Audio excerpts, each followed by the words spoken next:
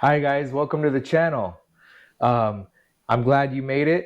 This is how to run a Turo business.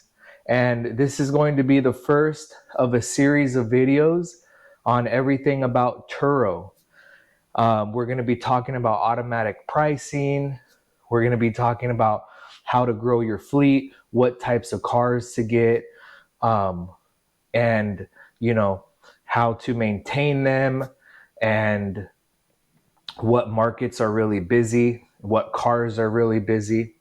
So today we'll get into how to run a Turo business. We'll start with the basics. I know a lot of Turo hosts that get on YouTube, they don't really talk about the LLC. So number one is going to be the LLC.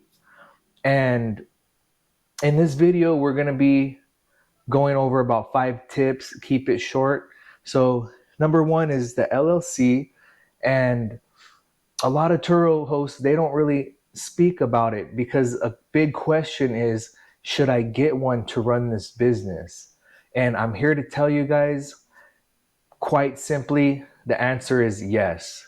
And why is that? Well, one of the main reasons why is because when you open up an LLC, you get what's called an EIN number. An EIN number is like a social security number, and it has its own credit. So you will have your business credit with an LLC. Now, you'll see very quickly by running a Turo business without a EIN number, it can get very tricky. So for starters, I have a couple cars that are my personal cars and they're out on loan.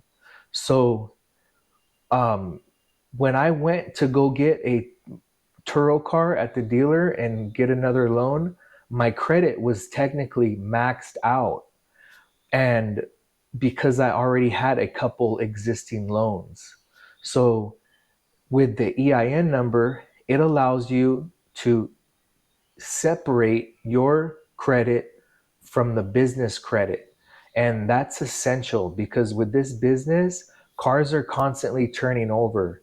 The market is changing and you have to stay with the times.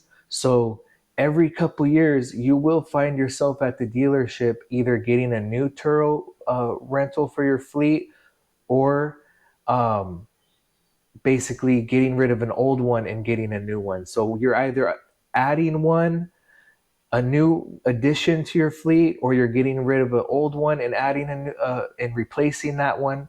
So there's a lot of business that goes around the LLC, and there's a number of other reasons why an LLC is important when running a Turo business, but that's one major factor.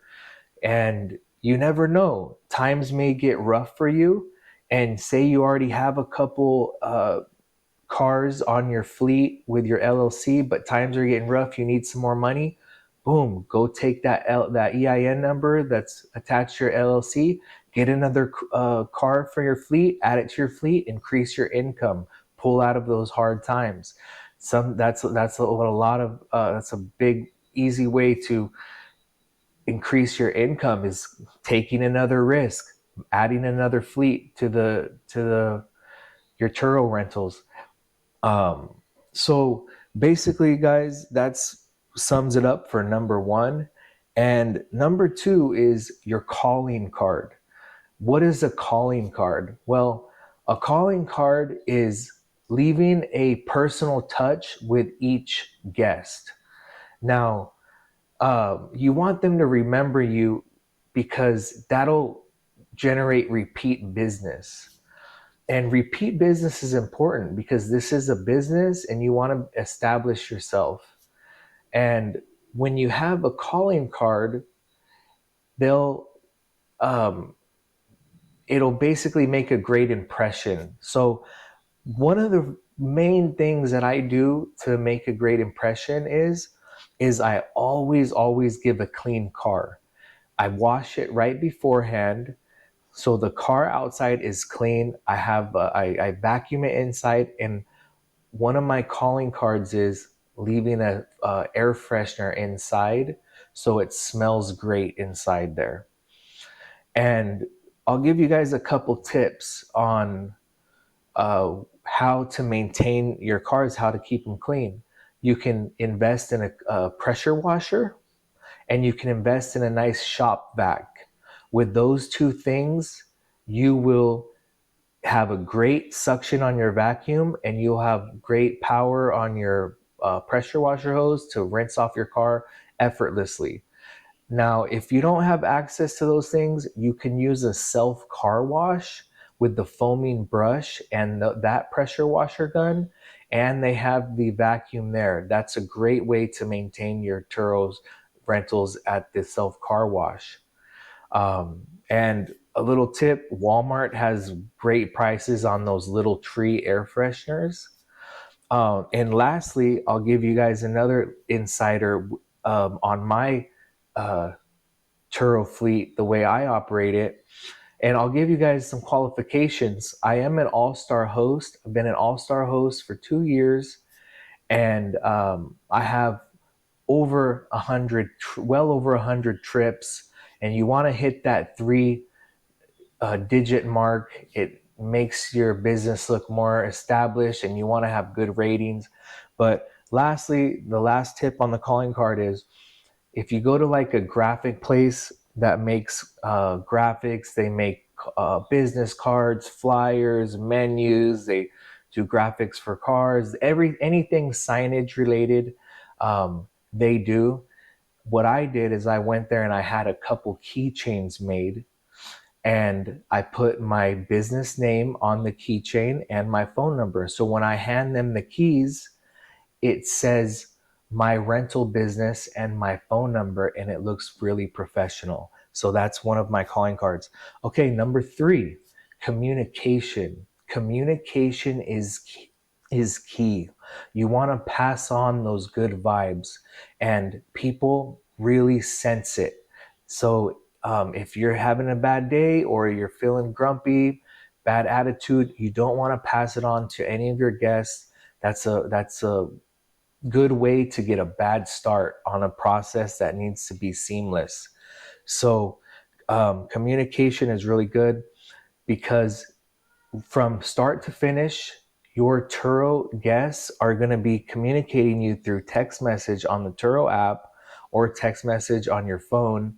And you need to be very punctual and enthusiastic, friendly, polite, respectful. That's key.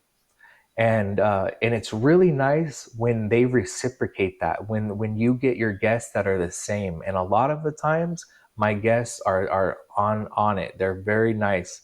So communication is key. Even if you have to give them a phone call, don't hesitate to call them. We have their access to their text message on their phone and their direct line. So I do a lot of phone calls too. um, so that's number 3. You want to be very communicative. And number 4 is convenience. Convenience. What is convenience? Well, is my Turo business convenient? Um, and you want to ask yourself, when I first opened, I had pretty good hours. Like, I set my hours from 7 a.m. to 11 at night. And I had people coming in all over the place. They really took advantage of those hours.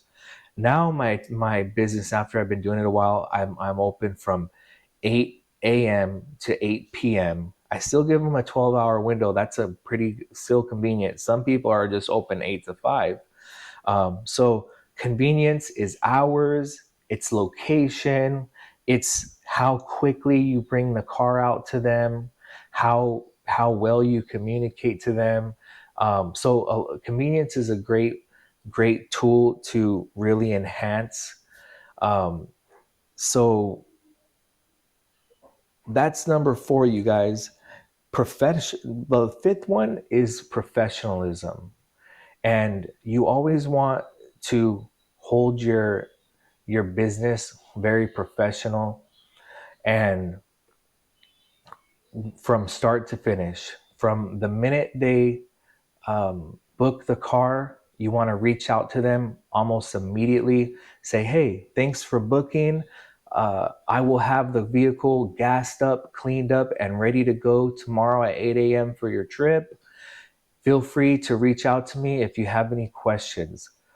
And then right after that, you're probably going to want to give them some specific directions so when they arrive, they know exactly what to do. And then from there, once you give them the keys, you want to give them a precise instructions of what to do with the vehicle while they have the vehicle, so there's no miscommunication. So as professional as you can be, if you can hone in that professionalism to the basically to the maximum, then you are going to have a more seamless business. And over the years, I had a lot of issues where it's kind of developed my strategy. When I meet a guest, I know exactly what to tell them before I hand them the keys. And from there, I feel like I done my job. I communicated all the guidelines, and that basically allows the Turo process to run a lot smoother. So that's it, guys. Stay tuned for the next video. It's going to be about automatic pricing, and that's a big one. There's not a lot of information about that, and I'm going to share with you guys how automatic pricing changed my Turo business for the better. And if you haven't subscribed yet, please feel free to subscribe. We are a new channel, and all of the subscribes really, really help. I know a lot of you guys watch the videos, but you don't subscribe. Hey, that's all cool, but with a small channel like this, the subscribes, we need all the subscribes we can get. So thank you for watching, and we'll see you on the next one.